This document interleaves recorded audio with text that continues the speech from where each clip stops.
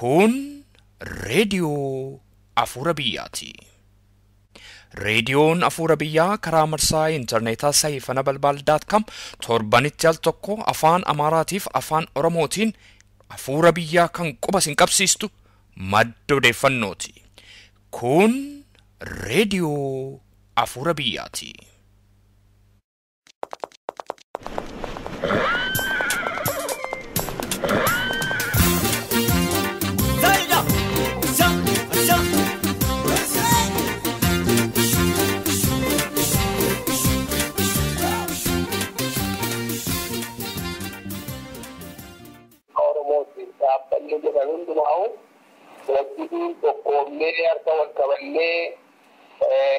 Sumta walifane akkaataa dubartoota kan sendeessuudhaaf dhaabota siyaasaa waa'ee bilisummaa Oromootiif hojjetan wajjiniin hojiirra jirraa wal ta'uudhaaf marii gaggeessaa jirraa warra hubannoota gaariirra waliin kennee fi sadarkaa amansiisaa waliin qabnaa kana kan wajjin gaggatti hojjechuudhaaf saganteeffanneetti jirraa yeroo keenya irra guddaa kan kennaa jirruu fi sagantaatti qaqqabnus wanneen akkasiitti jechuudha. Hayyuu duree qaama ce'umsaa adda bilisummaa Oromoo obbo Dhugaasaa Bakakkoo. Attam jirtuu jaallatamtootaaf kabajamtoota dhaggeeffattoota raadiyoo Afuura Biyyaa. Bakka jirtan maratti nagaan keenya isin qaqqabu jechuudhaan qophii keenya guyyaa har'aa jalqabna.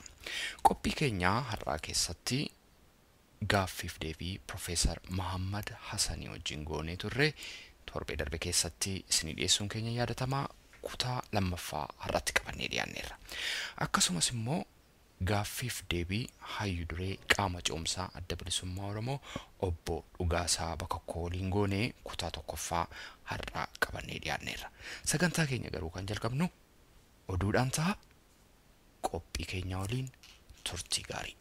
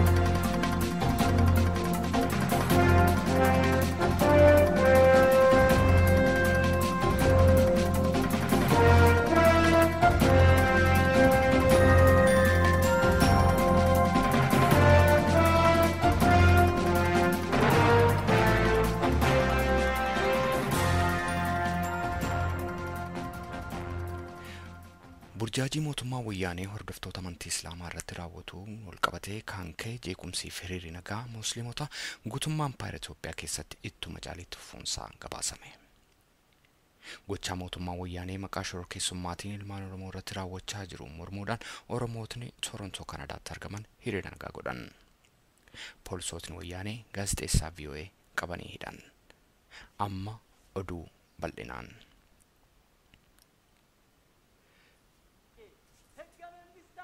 Burjaajiif miidhaa mootummaa wayyaanee hordoftoota amantii Islaamaa irratti raawwatu walqabatee raafamni dhalatee ittuma caalee guutummaa Impaayera Itoophiyaa keessatti itti fufuunsaa himame. Mootummaan seeraan ala amantii keenya keessa seeneera kan jedhan Musliimotni biyyattii mormii isaanii hiriira nagaan adeemsaniin mul'isuu isaanii itti fufanii jiru. Bara 2005 filmaatni seeraan ala ta'ee mormuudhaan namoota hiriira nagaa ba'an irratti mootummaan gara jabinaan dhukaasa banee erga lubbuu baay'ee galaafatees hiriirri akkasii yeroo mul'atu inni alanaa isa jalqabaas haa ta'u sanyii warraaqsa Tuuniziyaa, Ijiptii fi Liibiyaatu anatti dhufuuf jira jedhee waan sodaateef mootummaan Mallas Zeenaawii tarkaanfii gara jabinaan uummata nagaa irratti fudhachuusaas itti fufee jira. Haaluma kanaan dhaabbatni On Islaam jedhamu tokko ibsa baaseen namni tokko elektirikaan toorchii ta'ee gara jabinaan kan ajjeefame si'a ta'u akkasumas dubartiin Faardiyoos jedhamtu tokko torban isa garasii keessa ajjeefamuu ishee on Islaam itti dabalee caamsaa 25 ibsa baaseen beeksiseera. Kunatu kanumaan jiru Oromootni Torontoo Kanadaa keessatti argaman gochaa gara jabinaan mootummaa wayyaanee ilmaan Oromoo irratti raawwachaa jiru mormuudhaan caamsaa 25 bara 2012 magaalaa Torontoo keessatti hiriira nagaa ba'aniiru. Hirmaattotni hiriira nagaa kun gochaa wayyaaneen Oromoota asaasaa irratti raawwate jabeessanii balaaleffataniiru. Raadiyoon Afuura Biyyaa hirmaattota hiriira nagaa kana keessa tokko haasofsiistee turte. Eenyudha maqaan keessan naaf himaa? Maqaan koo Urgeessaan jedhama. Obbo Urgeessa, maa inni sababii hiriira nagaa kun? Sababiin hiriirri nagaa kun kan biyya keessatti nama Oromoo mootummaan wayyaaneedha ajjeesuu isaati irratti kan hundaa'ee ba'ame. Garbiin Obbo Garbi, maa inni sababii hiriira nagaa keessan kun natti himuu dandeessu? Sababiin hiriira nagaa itti baasee kuni guyyaa irraan tanaa Oromoota Kiristaanaa Islaam akkasuma waaqeffataanis walii galuudhaan hiriira guddaa naannoo Torontootti sababii naannoo Asoosaatti dhiifaman Oromoota wareegaman kanaaf iddaa isatanii baanee jechuudha. Gochaa mootummaa Itoophiyaa balaaleffachuudhaan hiriirri nagaa kun adeemaa jira. Bakka kamitti hiriirri nagaa kun Torontoo keessaa bakka kamitti adeemsisaa jirtu hiriira nagaa kana? Hiriira nagaa kana amma iddoon inni itti deemaa jiru iddoo mootummaa taa'umsa mootummaadha kan Ontario jechuudha. Torontoo keessa achitti kan deemaa jiru asii akka karaa embassy Ameerikaatti gadi deemaa jirra jechuudha. Eeyyega natti himame dhaadannoo uummati qabatee dhiyaate kun maal fakkaata natti himuu dandeessu? Dhaadannoo uummati qabatee deemu keessa mana sirnaa ittuu gaafatamaa dhiiga keessatti Oromiyaa guutuu keessatti daldalaa jiru. Akkasuma mootummaan Itoophiyaa Oromoota fixaa jira. Ijoollee fixuudhaaf dachii Oromoo gurguruu dhaaba. Mootummaan dhiyaatiin immoo isaan kana gargaaruu dhaaba kan jedhu jechuudha. Gaarii dhagaati. Iyyata keessan kana bakka kamitti dhiyeeffachuu barbaaddu? Mootummaa Kanaadaatti iyyata dhiyeeffachuudhaaf karoorfattanii jirtu? Isuma isa amma xalaa qopheessee jira. Isatti ol keetinee nurraa fuudhanii jiru. Amma kan Kanadaa jechuudha. Amma karaa kan Ameerikaa sanitti gadi deemaa jiru. Gaarii dhagaati. Amma guyyaa hiriirri nagaa kun embaasii Ameerikaanitti jechuudha kan isin geessitan lama itti aansitanii. Kan maayyii achi deemna. Achittis kennannee figa. Amma dhaaddannee karaa manaa deemnee jechuudha. Baay'ee gaarii dhagaati. Mee nama hammamtu ergame lafa hiriira nagaa kana irratti?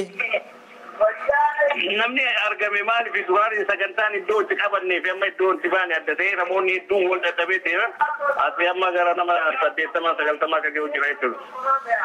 Gaariidha fayyaa ta'a Obbo Garbii Nuuree. Addunyaa isa bira dhaabbattee mootummaan Kanaadaatii fi mootummaan addunyaallee akka gargaarsa mallasiif hin kennine mallas meeshaan itti bitataa uummata Oromoo beelti bitaa jirti addunyaan keessa gabbuutee ilaaltee waan kana adda hubatanii irraa dhaabbatanii kan juquu fi hiriira baanee jechuudha. Egaati qoodi dubartoota Oromoo dhiibbaa hacuuccaa reebicha ajjechaa fi hidhaa mootummaan wayyaanee uummata Oromoo irraan ga'u balaaleffachuus akkanumaan raawwatamoo qabsoon keessan kun ammas itti fufa? Akkasuma ammallee ijoolleen Oromoodhaan barataan ni hidhamaa ni ajjeefamaa biyyarraa ari'amaa hacuuccaan Oromoo irra jirtu akka dhaabbattu hacuuccaa Oromoo irra jirtu addunyaan akka hubattee nurraa dhaabdu gargaarsatti kennitee gargaarsa isaan kennanii nama keenya fixaadhaa jira namni keenya beelaantumaa jira manarraa yaa'ee alaa kadhataa jira biyya namaa keessa deemee kadhattummaa tanaanuu isa jalaan bahu jala deemee rakkisaa jira rakkoo tanarraa akka nurraa dhaabbattu addunyaa irratti jabbeeti iyyachuudhaa baane mootummaa keessa jirrutti. Gaarii dhagaati. Dhaamsa isin dubartoota Oromoo kabiroof qabdan addunyaa kanarra kan jiran kan biyya keessa jiran dubartoota Oromoo maraaf dhaamsa qabdu. يا سبلموت الدنيا خيتي أورميا خيتي خرجنا الرجل هندي رتوني شر أكر أخات وأكر أبتو أمنتيني دو وين أما إنما أورماتي بولتك على دليدني أو بولتك أمتا وأنا بوتنجينا ما يروح عشان أكم وأبتو رباني جتورن حتى وقاتي حالكم كبسونكم اتفقوا كانوا ما أبتا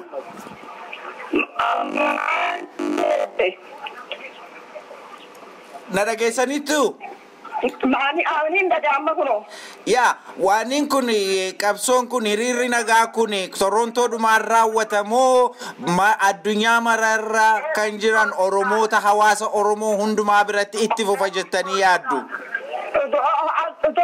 Torontoo qofaa miti hawa Oromoon bakka jirturraa addunyaa mararraa baatee akka iyyattuufi namuutuuti itti jirra jechuudha. Gaariidha fayyaa ta'a ulfaadhaa milkaa'aa. Galatooma fayyaa ta'a isinilleen.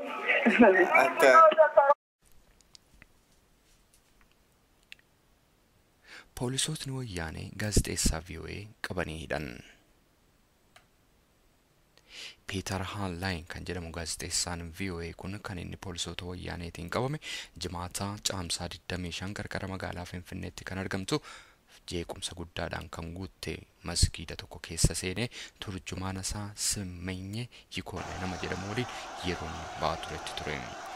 Seeraan ala bakka dhorkaa seente himata jedhu poolisii wayyaaneetiin qabamee mana hidhaa kan gale gaazexeessaan kun qorannaaf sakatta'inni cimaan egarratti gaggeeffame booda qorumtaasaa gadhiifamuusaa oduun VOA irraatii maddee ibse.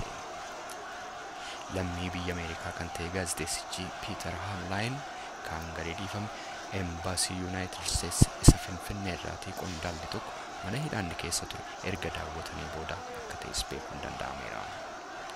Peter Hanlain gaazexeessaa ogeessa kan jedhu ibsi waajjira VOA kaayyoo inni naannoo sana adeemeefis odeeffannoo qajeelaa fi madaalamaa barbaachuuf malee waan biraaf miti ega jedhee booda dhiibbaa fi rakkinni mootummaa Itoophiyaatiin gaazexeessitoota warra akka Peter irra ga'aa jiru baay'ee nu dhibaa jira jedheera. Gaazexeessitootni kun dhiibbaa fi ari'atamuu malee hojii isaanii akka hojjetaniif mootummaan Itoophiyaa heeyyamuu qaba jedheera. Afrikaa baatti oduu himaa koree eegumsa gaazexeessitootaa yookaan Committee to Protect Journalists Tom Rhodes sanbata duraa kaleessa ibsa VOA'f kennaniin dhiibbaa cimaa mootummaa Itoophiyaan gaazexeessitoota biyya alaa irratti raawwachaa jiru amma mormuu gaheera jedhaniiru. Peter gadhiifamuu isaatiif dhaabbatni keenya gammadeera. Haa ta'u iyyuu malee jalqabuma poolisoota Itoophiyaatiin sababa malee qabamuunsaa seera alaa jedhaniiru. Gaazexeessaan kun kan inni qabame yeroo dhiyoo'as itti caalaa kan jiru waldhabbii mootummaaf hordoftoota amantii Islaamaa gidduu jiru qabaasuudhaaf masgiida qarqara magaalaa Finfinneetti argamtu tokko seenee wayitaan ba'u ture. Dhaggeeffattoota keenya oduun keenya kanuma. Randeebi'a.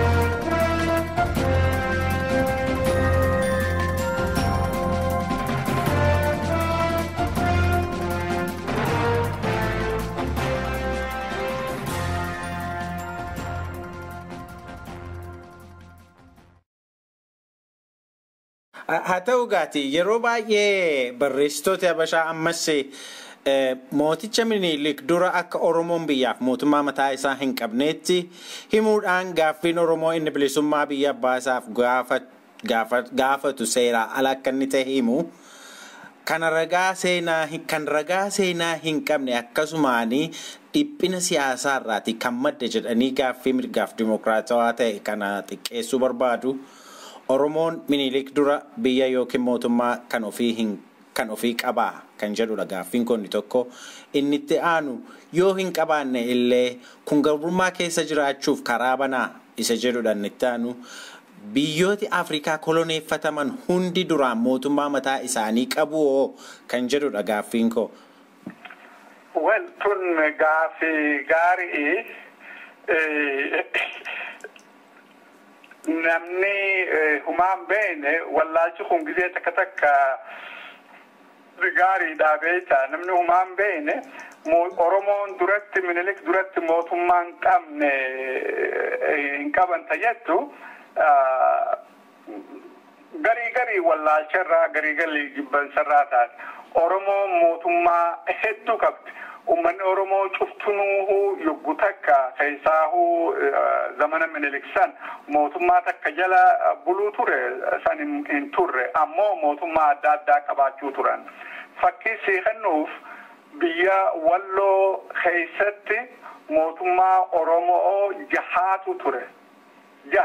Mootummaa jaha. Gibeerijiin karaa Jimmaa kana keessatti mootummaa Oromoo katabamtee gamanatti ta'ollootis katabamtee evidensii jira beektaa waan qabatamaa waan beekameetu jira. Waan faranjiin biyya keessa yaatu namni biyyaa wanni keessonni Habashaa Chroniclen waan isaan kataban cuttunuu waan garsiiftu karaa Gibeerijiin kana mootummaa shaniitu ture. Ta'if dandeesse Wallagga keessa mootummaa sadii ture. Waliigala akkuma mootummattuu maal jechuu kiyyagaa mootummaa 14 ture. Gadaa Republics gadaa uummanni keenya hedduun waan Republic jala buluu turanii jecha waan amata 8tti karaa gadatti filanii jecha Republikoota gadaa hedduutu ture. Uummanni Oromoo Minilik duratti mootummaan qabu jechuun takka dhugumatti wallaalummaa talamaddiitti hoo akka namni if wallaalu duraan hin jirtu tanaa jecha eegatun jaaramte waan biraa hin barbaachisu tajechuurraa taate malee hin qaban jechuun ta dhugarraa hedduu fagoo akka dachiitiif akka samiiti hedduu addaan fagoo jechuu. Kan tokkoon propagaandaa Oromoo irratti godhamu jechuu really namni keenya akka if tuffatee if jibbu akka mootummaa ifiin hin gaabbine uummanni cuftunuuhu isteetii isaanii qabaatanii akka namatti mataa ol qabatanii addunyaa keessatti mul'achuu kan feene hin jiru uummanni keenya sana akka jibbu mataa qancarsuu waan godhame jechuu. Oromoon Minilik dura biyya mootummaa kan ofii qabaata jettu waan hin deebisan fakkaatti. Odoo qabaachuu baatanillee uummanni tokko uummanni caphee kolonii jala bu'ee namaan moohame yoo humna baasee yoo jabaatee dhaaba qabaatee if organize godhe wanni sabboonummaa isaa jabeessee wanni bilisummaa if hin baafneef hin jirtu bar dur ati mootummaan qabdu arrasiif hin taatu wanni kasii sun hin jirtu yoo ati dammaytee if qopheessitee jabaatte waan feete arkachuu dandeessa addunyaa tanarratti ati dur mootummaa qabda haqa qabda ati dur mootummaan qabdu haqan qabdu wanni kasii sun hin jirtu haqa wanni jaaniin yoo ati jabaatte haqa harkatta yoo ati laaffatte haqan harkattu tana namni mata qabachuu nama barbaachise jechuu hi. Baay'ee gaariidha Profeesar.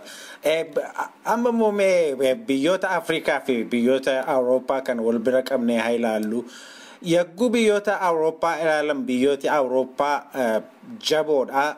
Kan isaan ijaaramanii sabboonummaa irratti yookiin naashinaalizimii irratti ijaaramanii baay'ee badhaadhoodha. Kan sirni dimookiraasii keessatti dagaagee fi mirgi dhala namaa seeraan kabajamudha. Yeroo biyyoota Afrikaa immoo ilaallu daangaan isaanii koloneeffataan kan uumamedha. daangaan isaanii halagaan kan sararamedha. Dadhaboodha, hiyyeeyyiidha, kan mirgi dhala namaa dhiitamee mootummaa abbaa irreetiin kan bulanidha. Awurooppaan daangaa biyyootaa yeroo yerootti jijjiirtee rakkoo malee gaaffii uummataa fi furmaata laatteetti. Cabiinsa mootummaa Sooviyeet immoo biyyoota haaraa Awurooppaa hedduun akka isaan dhalatan godheera. Afriikaaf daangaa koloneeffatooti sararan diiganii daangaa haarawaa sararuun rakkoon inni qabu maali? Yookiin immoo rakkoo Afriikaaf gaaffii uummataa fi kun furmaata ta'uu hin danda'u? Wal gaaffii hedduu bileessayya kan na gaafatte takka tan beeku nurra jiru uummanni Awurooppaatis sabboonummaan isaanii akka jimtu yeroo dheerturraa fixe san bira dabranii dimokiraasiis Awurooppaa keessattis bara 19th century keessa eegale. San dura dimokiraasiin hin turre qabsoo guddaani kan dimokiraasiin Awurooppaa keessatti as baate. Odoon dimokiraasiin uummata keenya faarsuuf aadaa keenya faarsuuf kan hin ta'in odoon dimokiraasiin Awurooppaa keessatti hidda hidhatteen cimin duratti uummanni keenya ifiif ummata isaaniin deemu filatee amata saddeetitti mootummaa isaanii jijjiiratee seera isaanii tumatanii buluu turan jechuudha. Tun naman beekneef waan laaftu fakkaata hedduu waan guddoo dimokiraasii jechuun waan kompleksii ta'ee miti. Uummanni tokko if bulchuu danda'u rakkoo isaa ifii mari'atee furmaata furachuu jechuudha. Odoon dhiibbaan alaa ittiin dhufne Awurooppaatti illee dur haqa ilma namaa eeguun hin turre ammoo biyyi isaanii teeknooloojiin eega guddattee dimokiraasiin eega hidda hidhatte booda uummanni tokko yogguu teeknooloojii qabu hormaataas horuu danda'an. Alaahis dur humna qabanii alaahis waan saamaniin karaa teeknooloojii karaa cufaan jaaratanii eegas booda keessaa'uu 20th century keessatti haqa ilma namaa keessaa'uu guddoon takka really egaa lola addunyaa kaduraa achi booda immoo lola addunyaa kalamaddii booda dubbiin haqa ilma namaa jechuun kaatee kabajuu eegalan jechuu tun guddina isaanii sigarsiifti. Uummanni tokko yogguu guddate ekonomiin isaanii yogguu guddatte aadaan isaanii yogguu guddatte qabeenyi isaanii yogguu guddatte barnoonni isaanii yogguu guddate namni namummaa horeeti haqa namaatiis bara jechuu yoommoo waa'ee nanjee kana cufaa'uu qabaachuu kan baatin taate keessaa'uu yoo aadaan isaanii aaduma humnaan bituu yoggayyuu aaduma nama fixuu aadaa takkallee ta dimokiraasii jettu aadaa isaanii waan hin jirre takkasiisan keessatti yogguu takkatti waan akkanaa kana baruun hedduu nama rakkifti. Daangaa Afrikaa kan jiru kana Awurooppaatu yogguu Awurooppaan 1884-85 Berliin konferaansi yeroo jaan Afrikaa yogguu addaan hiratan yogguu sani daangaa kana waraqarratti kan baasan booda moohaniiti biyya addaan hiratan. Rakkoon guddaan takka daangaa miti beekta. Rakkoon guddaan sirna. Biyya hedduun Afrikaa keessatti eega bilisummaa ba'an bakka hedduutti uumamaa faranjiin dur ummata godhuu turte sanitti fufan gartee sisteema jiru san hin jijjiirre sisteema nama miidhuu irratti nama exploit godhuu humna namaa nyaachuu irratti nama zarafuu irratti dhaabbate kan Awurooppaan dhaabde san jijjiiruu hin dandeenye dimokiraasiin akka hidhatu godhuu hin dandeenye odoo ayyaana harkate ummanni gizee gabaabduu keessatti dimokiraasii baruu danda'u ummata keenya maaliifin kana ja'a ummata keenyaatu ummata biraa caalaa kan hin ta'in aadaa teenya cultural idiom keenya keessa waan jira aadaa teenya keessatti waan hidhatee jiraati tanaaf waan duraan qabanitti deebi'uun dila kana nama rakkiftu odoo mootummaan Oromoo tokko jaaramtee gadaan wal fillee wal bulchinaa yugu takka tradition tokko dhaabbate gizee gabaabduu keessatti haalli ni jijjiirama maaliin sin jechuu barbaade seesa ilmi namaa ni bara ni balleessaas badirraahis baree deebuu danda'a odoo haalli politikaa Oromoo mijaawee dimokiraasii ummanni Oromoo dimokiraasii fakkii nama birallee taatu akka jaaruu danda'an hangama kiyyaan shakkii takka illee hin qabu maaliif seenaan keenya sanirratti rarra'a aadaa teenya ummanni biraa godhuu hin danda'u jechuu kiyyaa miti ilmi namaa cuftunuu baree ni godha waan dirree jiraati irra guddaan namni kan rispoond godhu waan cultural background isaanii keessa jiru keenya keessa waan jiru jecha namni keenya kanatti dhalatee itti guddatee aadaa keessa waan jiru jecha haaree nutti hin taatu jechuu hiyya akka namni waan dimokiraasiin barre mootummaan Habashaa eega dhaabbatte akkumaan jedhee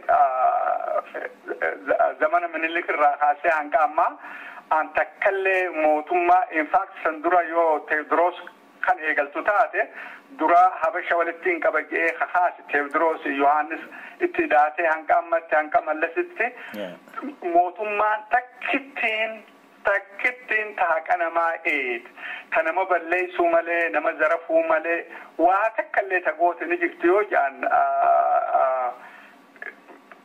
evidensiin barbaada takkalleen yogguu akkami mootummaan takkalleen tahaqa namaa eed biyya san keessatti ni jirti an hin beeku gama kiyyaan dhugaadha hin jiru yaa Professor amammoo gara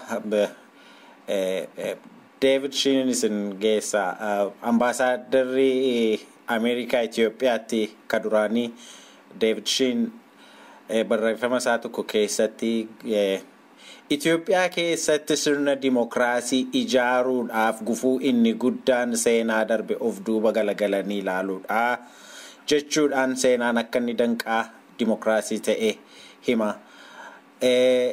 Mee kana irratti seenaan akkamitti dimokiraasiin akka hin ijaaramneef biyya tokko keessatti danqaa uumuu danda'a? Waan David Sheen katabe san hin dubbifne yeroo harkadhallee laallee hin beeku ammoo akkaan akkuma gimmititti jechuu kiyya namni waan hin jirre irratti yoo wahalleehu yoggoyyuu waa takka yogguu goone seenaa keenya irratti dhaabbachuu qabdi yoo kan jan taate seenaan isaanii seenaa humnaati seenaa badiiti mootummaa takkaa nagayaan dhufte ta nagayaan deemte seenaa Itoophiyaa xiqqoon hin beeka hedduullee hin beeka jedhee wanta jechuu kiyyaa miti namni sirerra yogguu dhufuu dhiigaanii dhufaa yogguu achirraa deemaniis dhiigaan deemanii tanaaf yoo tana laalee jedhegaa hin beekne sanirra waan akka dimokiraasii biyya sanitti wanta godhuuf ta duraati kalchara jiru dimokiraasii jiru namni adda addaa dimokiraasii jiru kalchara sanirratti odoo laalanii dhaabbatanii waa meeqa jijjiiruu ni danda'amti yoommoo diiduma duuba deebi'anii seenaa kumsadii amma akka reefu jennetti miliyoona 3 yoo abjuurratti kan dhaaban taate waa takkallee godhuun hin danda'amtu ammoo hanqaan danda'e uuma dhugaa dubbachuu waan hin barbaadu jecha waan David Sheen katabe hin agarree takka tanaa galtu seenaa laalanii seenuma sanirratti yookaan seenaa teenya irratti dhaabbachuu qabdi yookaan jan taate dimokiraasiin biyya san keessatti abadan hiddumaa hidhachuu hin dandeessu. maaliif dimokiraasii fi seenaan turte tajirtu waan wajji deemaatii miti. Dimokiraasiin akka uummata irratti dhaabbate hiddiisi uummanni tokko ifiif filatee nama isaaniin deemu rakkoo isaanii mari'atee furmaata godhu. Seenaa Itoophiyaa keessatti mootummaa namaa beektu yoo waan mootummaan jette fudhachuu baatte ni batte. Nama jeesuu fi gibira guuruu malee maal mootummaan Itoophiyaa takkaasan gootee beektu. Tanaa jecha dimokiraasii seenaa sanirra dhaabbatanii dimokiraasii as fidan jechuun gama kiyyaana rakkifti. Irraa gabaabdutti egaa waan David Shinje waan inni dubbisini jecha waan inni je'een beene ammoo wahumaan jeetana na fakkaati gama kiyyaa. Akkuma isin jettan kana dhagaati yaadisa barreeffama keessanii tokko irratti mootummaan amma jiru sabboonummaa Oromoo dhabamsiisuuf hojjechaa jiraachuu isaa waraqaa dhiyeessitaniittu. Waraqaa kanarratti akkaataa isinitti dhiyeessitan sanatti yookiin akkaataa mootummaan amma jiru kun sabboonummaa Oromsiisuu dhabamsiisuu fi akkaataa inni itti hojjechaa jiru dhaggeeffattoota keenyaaf nu ibsuu dandeessuudha. Tun gaafii gaarii mootummaan amma jirtu tun mootummaa Minilikirra Haayile Sillaasee ta Mangisturra ta'if bart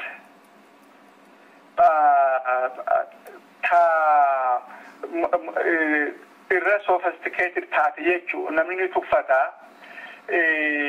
karaa dirree baheen balleessuu karaa zaahiraatiin barreessuu karaa harka jalaatiin barreessuu karuma cufaanu ummata Oromoo akka diigamu duraan eegalanii hanqa ammaa itti jiran tun waan anjuu kan ta'een wahuma qabatamaa mul'atu. Ta duraati dhaabni Oromoo tokko habilisa ta'e biyya san keessa ammaan tana ni jira tokko cufani balleessan ummanni tokko dhaabni isaa dhaabni qabu ha politikaa yogguu diigame ummanni addaan faca'a. Garte namni isaa hawaa beeku yoo hidhamee yoo biyyaa bahe sirbaan warri kalcharaa warri sabboonummaa cimsuu danda'u warri nama boonsuu danda'u cuftunuuhu yoo mana hidhaa jiraa yoo biyyaa bahan yoo dhuman kana galgalaa ganama hidhatanii itti jiran karaa cufaan amma ilmaahu guddoon takka ta cufarraahu nama wanti jettu sodaa dur hin jirre ummata keenya irratti buusanii jiran namni keenya amma hedduu sodaachuu eegale jedhan nama biyyarraa dhufu amma magaalaan hin jiru tana namni amma biyyarraa dhufa namni asirraa dhaqaa achirraa isni dhufa gizee hedduu nama dhufe kana barumaaf haala maaltu jira aneegaan biyyarraa bahe ture barumaaf haala maaltu jira jee gungaafadhe takka guddaan tokko nama tokko ka torbaan dabrechirraa dhufe achi ture torbaan dabrechirraa dhufe guddoon takka tanin isirraa bare takka akka ammatti ummanni keenya sodaa hamtuu jala bu'een beekta jettu san qofaa miti ummanni keenya akka har'atti takka hiyyummaa harkatee hin beeku nama keenya bal'isanii dachirraa kaasu jiran keessaa karaa shawaa kana 100 miles finfinnarraa kaasanii nama lafarraa buqqaasu jiran maqaa guddina isaaniiti guddina ummata keenyaati miti magaalaa bal'ifnaa maarri goona jaanii dachi hankan qabne miliyoona tokkoo fi almost a million and a half hectares dachiin Oromoo namni keenya sanirraa ka'ee magaalaa keessatti irra guddaan magaalaan takka leen irraan tana uummanni Oromoo kan itti majority hin jiru magaalaa keessatti hawaa qabu ummata Oromoon ta'een Oromoon hiyyoomtee bakkuma cufattuuhu ummanni takka kadhatee hin beene irraan tana kadhattu namtichiniin torbaan dabre dhufe kanin sinjee irraan tana kadhattuun finfinnee guutte takka ummata Oromooti waan haaree nama dur biyyarraa bahee asureechi deebe dur Oromoo waa hadhattu kan arkin tanaa jecha haalli har'aan tana biyya teenya keessa jiru dhugumatti haala bada mootummaan tun karaa dandeessuun ummata keenya miitee sabboonummaa isaanii akka ummanni tokko yogguu diigame deebisanii jaaruun ni jaaramaa gizee fiita agartee guddaan takka tan haanni summiin isaan ummata keenya keessa kaan namni walafaan garagalee akka wal nyaatu namni yogguu ifi walafaan garagalee wal nyaatu diina irraanfata diina yoo irraanfate yoo dhaaba qabaachuu baate namni xiqqaan ummata hedduu bulchuu danda'a. Tan godhaa bahanii tan itti jiranii haalli jiru kana tanumaan jechuu barbaade gaafa saniis.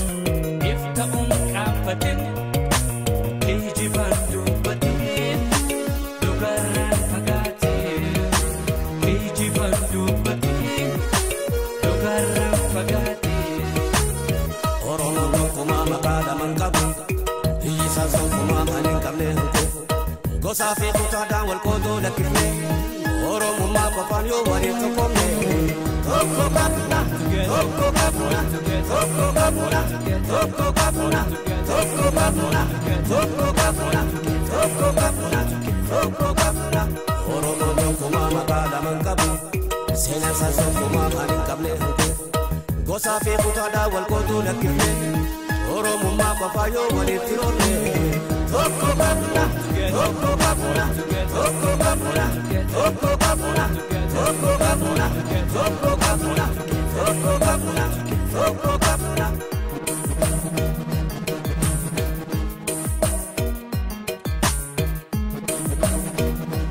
Toko kapuna, toko kapuna, toko kapuna.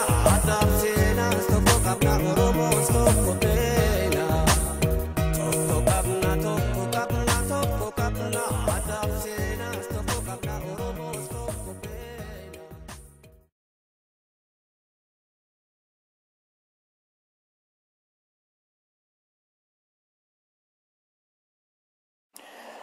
Obbo Dhugaasaa Bakakkoo hayya duree adda bilisummaa Oromoo qaama cehumsaa afeerraa keenya kabajuudhaan waan nu dhiyaattaniif maqaa dhaggeeffattoota raadiyoo Afuura Biyyaatiin galatoomaan isiniin jedha.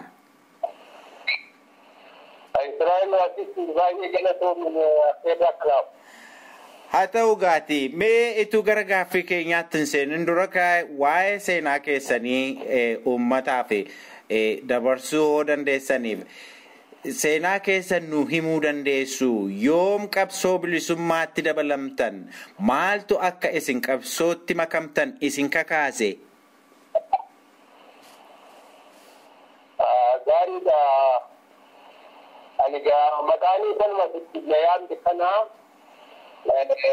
yeroo adda bilisummaa Oromoo ijaarametti dhalootaa reefuu dhufaa ka'u kan dirqamaa sagantaa adda bilisummaa Oromoo hojiitti fuudhaaf kenname fudhatuudhaan dirqama qabsootti bobba'e keessaa tokko utuma yeroo sana ijaaramnee maaddeetti ijaaramnee magaalaa keessaa dirqama wal ijaaruu fi wal raawwataa jirru booda illeen tokkoo dhannoo lamnaan warra dirqama achitti bobba'uutii fi falmaa irraa hirmaatuudhaaf itti kan keessaa ani tokko jechuudha.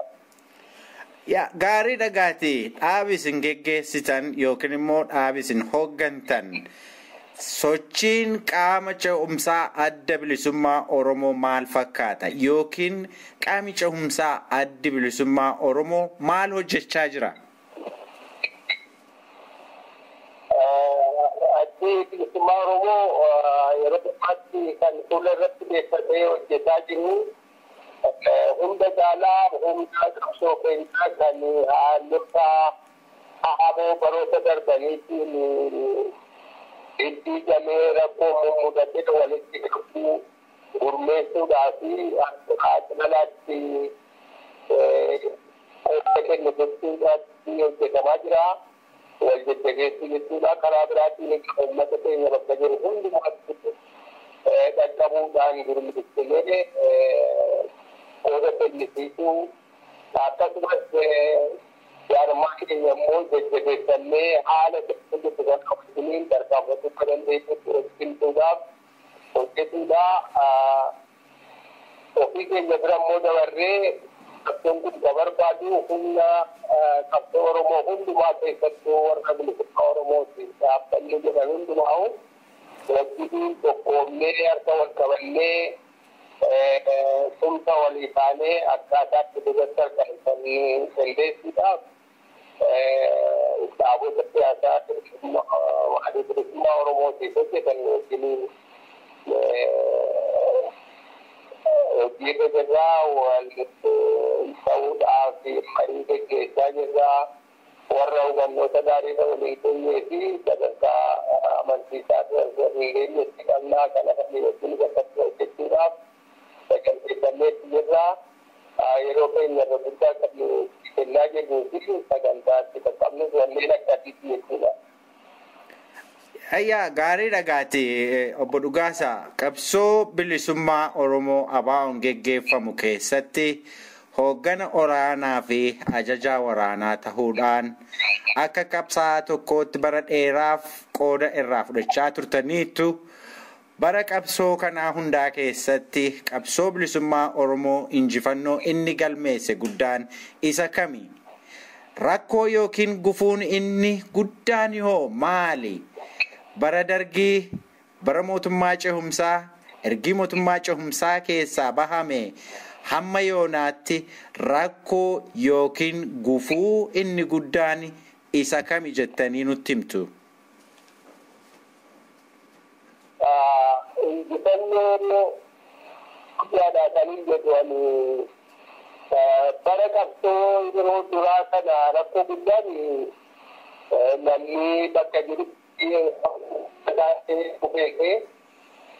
haala bilisummaatti nama geessisuufi mirga sabummaa nama gonfachiisu irratti bayyanoota uummata keenyaa baay'ee hedduu waan tureef bara sana dargiin uummata keenya maqaasaa kaasee ilmaan isaa kan isaaf qabsoo godhuudhaaf hiriiran wajjin wal dura dhaabee uummata keenya wajjin wal ajjeesuu wal loluudhaaf danda'e jedheera.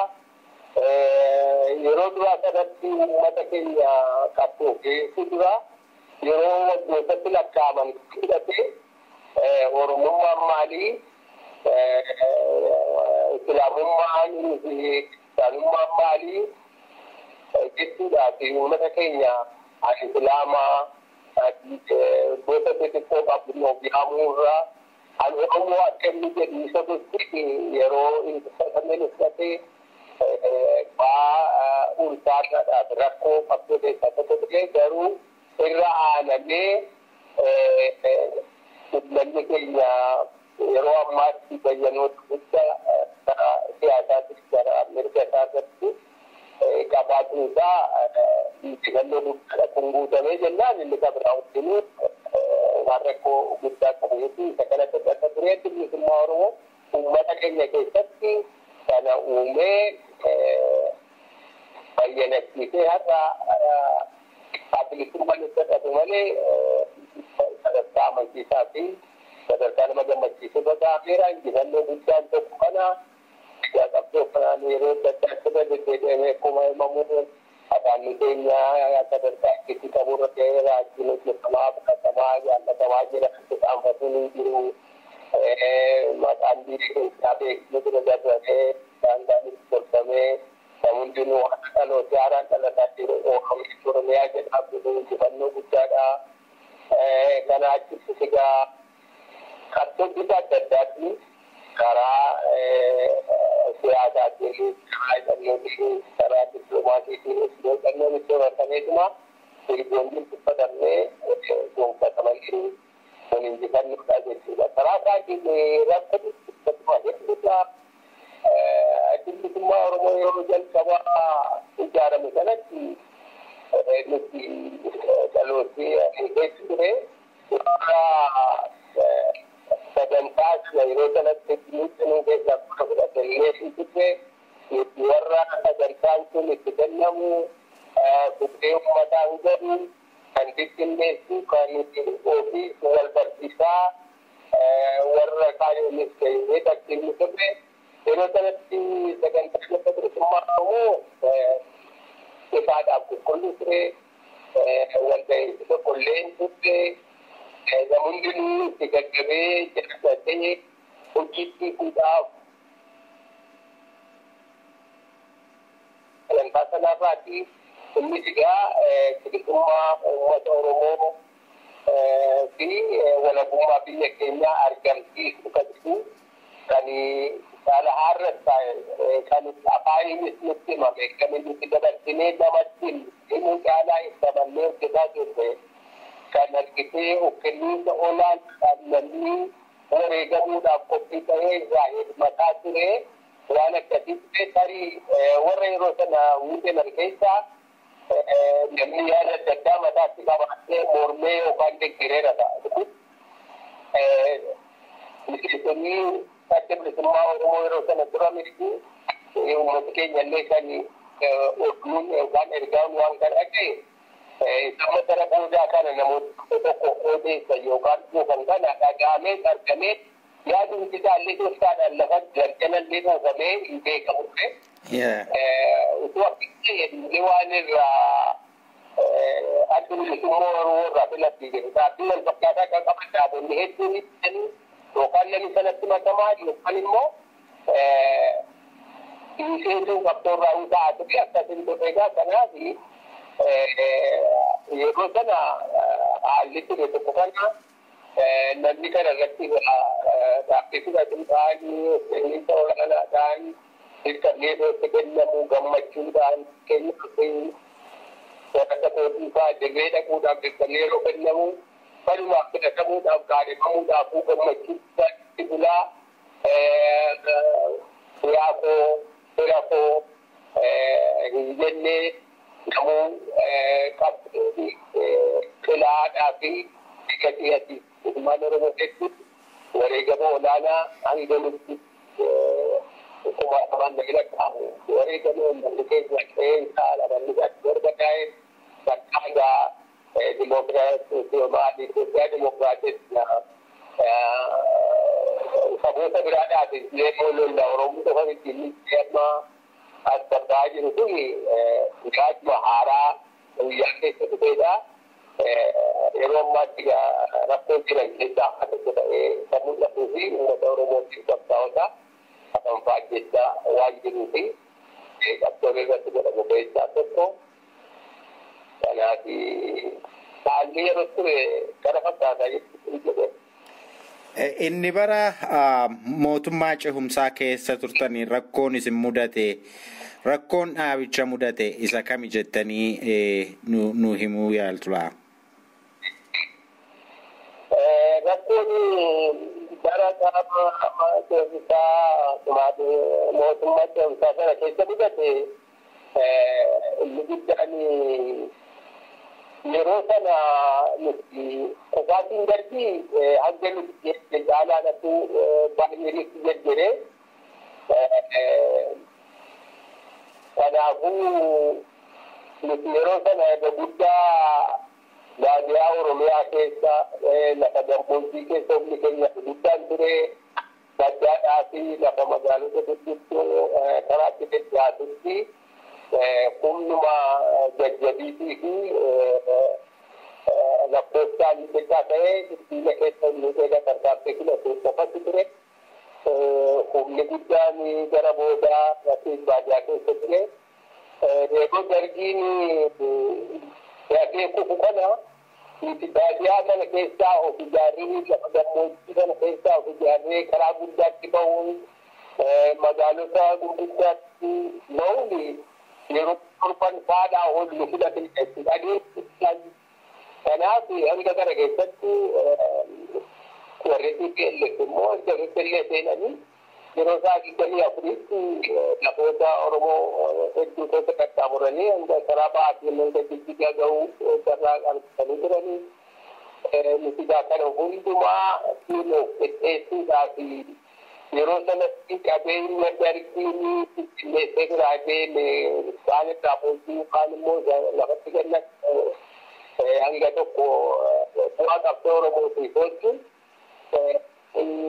dorgommiisaa jajjechaa nutti ta'ee utuu bara sana salphina aangaatti qabaannee Tigree Awaashii walitti karaa ba'aatii fiseenne kan dhiyaatii immoo rooseenii garaa gurguranii keessatti rakkan miidhagina ta'e rakkoo biyya miidhagina sanaaf ergatti yeroo sana hojjetaa ture irraa haala ta'e rakkoo keenya guddaadha. Kana malee kaartarii sana seenuudhaaf dhiisuu jedhuun waan itti qophoofnetti waan itti hoogganni turees wal mari'atanii fi akka yeroo sanatti humni keenyas hoogganni keenyas baanti godhanee ture hirmaannaa hojii yeroo sana ture keessatti qoree dhiyaa jechuudhaan kan beekamu gara keenya gara dhiyaatu dhimma hojii dippiloomaasii fi dhaabota warra bilisummaa Oromoodhaa kan yeroo dheeraa Tigraay kanaa wajjin kan hojjetaa turan kan gaafatamni isaa kenname qoree dhiyaa kana turame isaan kana dhugaa hanga yeroo dandeenyutti maqaa sanarraa kaasanii geggeessaadhaa fi hojii waan kana irratti qooda fudhataa turanii nuti weellichuma kufaatti darbii kanaan tuufe waan guuttatuu qabnu guuttatuu darbii hundi deeggannee hojjetaa turreetuma kanaan jedhamuu fadhiinan dansunis raawwatee finfinnee seenuu muddatamee erga karaa kaaniin daawwannan keetii Mudakamwanii tarkaanfilee tokko tokko bulchanii finfinnee seenaniitu karaa antuurerraa namni hangi tokko irratti dhaqqabee erga irratti dhaqqabameeti yeroo sana mariidhaanii murtiidhaan illee yoo ta'u dhabaate kalitti dhimma ba'atuma galii keenya akeeka keenya rukutuudha jedhudha. Maali yeroo sanatti Saatanii irraa qooda fudhatuun jedhu yookaan immoo dhimma Oromoo akka Itoophiyaa keessatti deebisuu jechuun warri hiikkatanii inni guddaa keenyaaf akkasiin turre sana keessuma hubannee akka fedhiinii fi dantaan uummata keenyaa eegamuun saatanii kanatti dhimmaane bilisummaa keenya argatuudha kan jedhamuun itti cimamata guddaa keenya irratti. Kana irratti hirkatuudhaan kan dureen keessannaan gafattuu itti jedhanitti akkana sana keessatti galfame kanatti dhimma bahuudhaan akeeka keenya kanuma duraan qabnu fiixa baafannaadhaan kan keessa jiraatan jechuudha. Yeroo jaarsaniitti dhimma hunda tokko jiru hoogganni ture hojii bakka lamatti furamee kaan hojii dhaabaa akka jirgeetti kaan immoo hojii mootummaa kan saaktaraa sana akka tokko godhame. Gariin keenya anafaa keessaa tokko kattaan hojii dhaabaa irratti haqee warriga hojii saaktaraa sanarraa hirmaatuudhaan dhaaba keenya bakka bu'anii waan kana hojjechaa turan warruma irra guddaatti hojiin duraanii harkaa qaban jechuudha kan sana keessatti qaban itti seenanii turanitti kenname. Haa ta'u garuu haalli ture baay'ee xaxaadhaaf rakkisaadha. Warri deemnetni keessummeessuu dhiisuunis bakkooti ta'ee humna tuffatamee gatamee siqiifamu sun turre karaa kaaniin immoo hangana lolanii dhufanii qindee qabatanii waa hundanii wajjin wal qixa eebbatuudhaaf walitti kennamu guutuunis dandaasaatti waan isaan barbaadan wajjinii waan hin dhiifneef kunis rakkisee karaa warratti keessatti ramadamanii hojjetaa turan marii jechuun baay'ee rakkisaa waan ta'eef baay'ee gidduu keessatti turaniitu agarraa fageenya turre warri immoo dirree qabxoota turre hojii dhaabaa irra turre achi taattara jiraa nagaatti jiraa jedhamu malee fakkeenyaaf karaan gara bahaa sanatti baroota taattara jedhamee nagaa fakkaatee jiraate sana guyyuma tokkollee ragaatti hin ta'in kan itti oole hin turre jechuudha. Loluma ture waaw yoo argitee kubbaa akka ta'e immoo siyaasa yookaan gara baatii ta'a. Waluma baay'ee magaalaan tokko nagaan ooltu magaalaa biraatti walitti bu'ama. Egaa utuma kanaan jiruufi gara dhumaatti mooraadhaa bahuu fi kunis lolli walitti dhaabbatu ta'uu mudate. Egaa bara taattalaa sana jechuun kan hin barbaade bara rakkisaadhaati bara haa haaluma wajiidhaa fi badhaadha dhugan keessatti immoo mirgoota hedduutti gonfannee fi qopheessine loloota sana booda bara 7 yaani dhaabbannee loluudhaaf ni dandeessise keessatti karaa uummata keenyatti ganyoo argatuudhaan humna waraanaa guddaa karaa keessatti karaa badhatuun mirgoota hedduutu gonfame. Taattariin walumaa galatti an akkan ilaalutti utuu seenuu baanne isa jedhurra kennee waan irraa argannetu caala maalinni waan nuyi utuu wajjiniifnee taattarii dhufeeniin gaaruma keessatti. Yaa gaarii itti fufa. Ani miidhaa isaa irra caala jedheetin yaal maaliif humna xiqqaa turre hidhannoon keenyas gaa'ii turre wayyaaniin garii irra dabtee itti yookaan immoo lolummaatti nu jechaasitti tajaajilli takkan ture duratti humna guddaa horannee uummata keenyatti baatee hidhannoo guddaa horannee haaluma gaafa taatu sana keessatti illee yeroo wal lollutti miidhaa gurguddaa yeroo taattalaa sana wayyaanee irraan ta'uudhaaf carraa arganne waan jedhe isa ta'u kijibaallee ta'u yeroo sana yeroo bitattuudhaaf doote seenisi yeroo bitatuudhaaf carraa kan arganne taattara keessa turre waan ta'e hojjenne kan mirga nutti argisiisu ni jira jechuudha.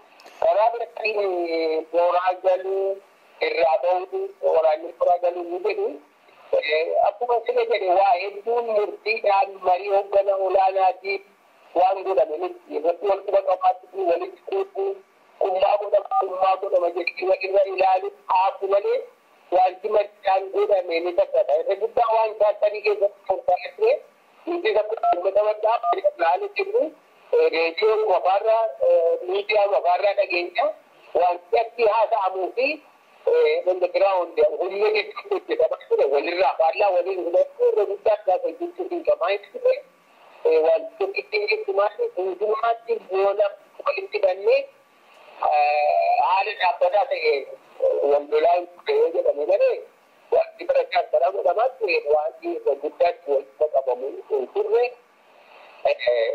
irra guddaatti immoo dhiibbaa jaallatee jiran irratti warri godhanii kan murteessan kan yeroo humna keenya bira gahu uummata keenya bira gahu fudhatamuu hin dandeenye waan ta'eef karaa guddaa isaa faccaleetuma murtiin ta'ee haadhaama ta'ee haadaa ture. Kanaaf yeroo mooraa galu jedhame hojii deddeebituu dhaga'uutu gaariidha jennee Yeroo waa'ee jennee galle yeroo miidiyaa irraa qoodaa ta'anii waatii mooraa galuun balaa guddaa qabdu Oromooti humna waraana bilisummaa Oromoo irratti beekamtisaa ta'ama. Ani kana adda adda ilaala jechuudha. Murtiidhaan illee qalamuu yoo baate mooraa galuun bu'aa dhufu jedhi qabaa. Humna keenya hojjechitti qindaa'ee wal dhuunfatti nutti ulfaataa ture. Walitti dachaafnee ijaarree qaqqibnee falmaataan qopheessatu nu gargaaree karaa dhiyaatiin illee akka gaariitiin qabaachuudha baay'ee karaa bahaatiin karaa kibbaatiin yeroo mooraa gallu sanatti mooraa galluun kun wanti jiru jedhamu hundisaa qoftii kibbaa kan yeroo bitannaa ta'uu waan beeku uummata bal'aa keessatti kabballoota warra gafatamtoota jaarmaa uummataa humna sikaatii fi soso'iinsa wayyaanee to'atu bakka hedduutti sadii bakka kaanitti muraasa bakka kaanitti guddaatiin illee isaan jechuun ni danda'amu wanti nuti mooraa galuudhaan hojiin keenya dura qufatti yookaan immoo wayyaanee lafa taakkuutti tollee sanarraa kan ka'e kan dhuunfatte hin turre humni keenya mooraa galee warra keessaa tarii keessa jiraatanii hojjetanii fi kunoo waliigaltee dhufame gara adda bilisummaa Oromoon guutanii jechisiisuu dandeenyurraa gara keenyaatiin yaadi kun keessa jiraannee nuti isaarra illee qooda fudhatuu yoo baanne raajjan isa jedhamee garuma nama keenyaatiin dhufe kunis immoo kan itti migireera illee moo'aa galtu gaafa sana immoo ilmaanillee ni hanjaa guyya guyyaan illee walitti bu'uutti gaafa jechuurraa Kaulan yaaduma gaarii irraa ka'anii jaallan keenya yaada sana geessifatanii boodanallee ta'u hubanne ammeeyyatti ilaalle. Kanaaf mooraa gaafa kanneen raajina keenyaa fi galaa keenya faatti dhimma ta'u rakkanumaa isaan dhiyeessan kanan ergaa afaa sanatti dhimma beeknee kan keenya godhannee qabsoo baroota isaaniif oolfanne kanaafanii balaa mooraa garuu gantu kana hedduu isaa hin agarre iyyuuti. Gara dhiyaatiin akkama kanatti jiru garuu hangam kuma qabutti mooraan tokko lafa humni keenya gubbaadhaan duraan keessatti lafa haaraa waan tureef yeroo mooraan abaabutti hanga naannoo lafa beekamu humni keessatti dadha'uu lamarratti lafa tartu yoo qabu filatajii wayyaanee rukutuudhaaf lafa diinaafis nuufis walqixa haaraa ta'e silaayyee dhiqirra godhuu qaba maaliif lafa beellaa biyya beellaa biyya bu'aanuu qaba ture humna keenyaaf biyya tokko turuu walakka haala akkasii hojii danda'eera. Egaa namni keenya gariin waan taasisaa sanaan liqimsamee soramee waan tureef humna keenya biratti dadhabuun hundumaa biratti argamuun hoogganaa olaanaa biraa hedduutti ture warri kaanis alajuu ba'anii Raja kecil yeroo baay'ee akkoo nama tokko malee balaan ga'ee hin jiru. Karaa kaaniin mooraa tokkotti illee kan inni qabutti mooraa tokkotti illee wayyaaneedhaan marfamuun waraanni keenya qabu. Inni kan dhaabni irra ga'ee jiru. Gara keenyaan hanga qubatutti wanti sun facaluun Digamaa dhufuun chaartarii isaa waan nu tureen keessa afaanii jedhamee irraa irratti barreeffamee bittinneeffamee yookaan reediyootti namni duraa kanaafu yeroo torban namatti dhiyaatuuf dursineen mooraa hunduma keessaa fadhinee wayyaanee irratti tarkaanfii weeraraa fudhatamuu eegalee alaa jedhamne kan lubbuutti qabeenya guddaatti hangaamu Telefoon egaa lolli akkuma cimaadhaatiin tokkoffaa deemeen meeshaa lolaatii fi kana kanaan olaantummaatti qabaatu isaa waan ifaa jiru.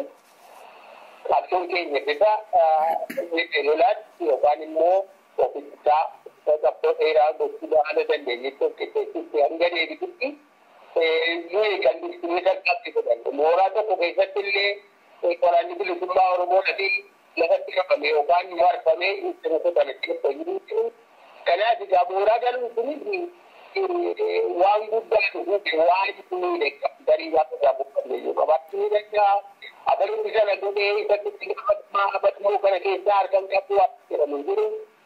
Haalli isaa haala jechuusaa haala mul'isiisaa haadha ma'iidhaan waa guuruu hin dandeenye geessisuu ture akkuma kana godhutti dhaabaa gara keessatti eeggannoon barbaachisu bakkoota irra hedduutti godhamaniiru. Kanaaf egaa asirratti obbo Dhugaasaa haalli kan dhufeen of eeggataas keessatti dogoggoraaf badiin hojjetamaa ta'eera. Garuu wanti mariidhaan murtiidhaan wal quba qabeenyaan godhame hin jiru. Wanti godhameef hojjechuu ta'e badiisuu ta'e hojjenni jiru waliin qabna jennee itti gaafatama isaa fudhatuudhaaf qophii ta'anidha. Garuu wanneen hedduun akkuma hirmaata hojii yeroo sana tureen walii faadaatti ta'e isa sanatti walitti kuufaa walitti dabbataa turuun ni jira. Kanaaf waan hedduu wal qoman yookaan wal yakkinu yookaan seeratti wal geessuudhaaf qophii qabu. Garuu badiilee raawwanni akka hoogganaatti akka dhaabaatti eegate tokko tokko qorannoo ergasitti goonee hidhatuudhaaf wal qajeelchuudhaaf irraa baratuudhaaf saganteessilee irratti hojjetaa turre haala dhibba keenya keessatti addeessi eebbisee walirraa faffaatuu qoqqoodamuu sun mudate akka gaariitti wanti sun hin xumuramne jechuudha. Kanaaf kan barataa karaa waan irraa argannes ni jira. Egaa afaan baay'ee haala sanarraa ka'ee uumamne immoo waan ijaan balaan nurraan gaariidha.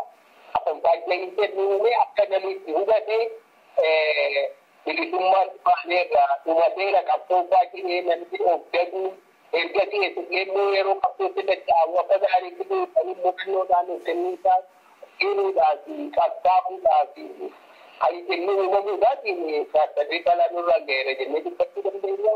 Sanarraa kan hafe garuu uummata keenyaan walitti baanee wal barree wal barsiifnee diina keenya irratti mirgoota arganne ni qabannaa.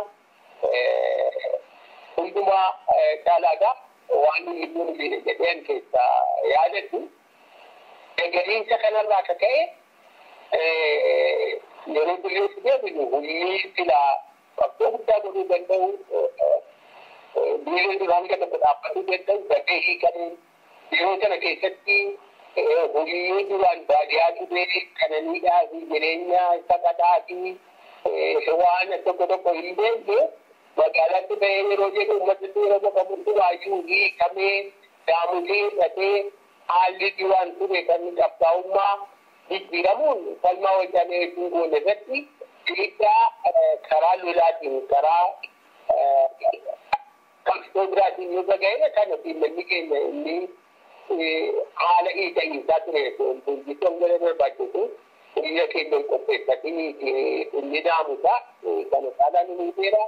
Miidhama gaanuma qabaa mirgii uffatanne irraa argateera balaanii gagamuudhaanii fi dhumaa galatti wayyaaneedhaaf jallakkisuudhaan nurra ga'es immoo haguma qaba malee akka yeroo tokko isaa dubbisanii dhaga'u miti jechuudha.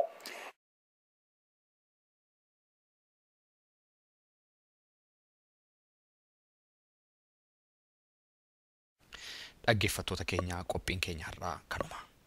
Qophiin afaan Amaariffaa kophaatti qophaa'ee isin eeggata.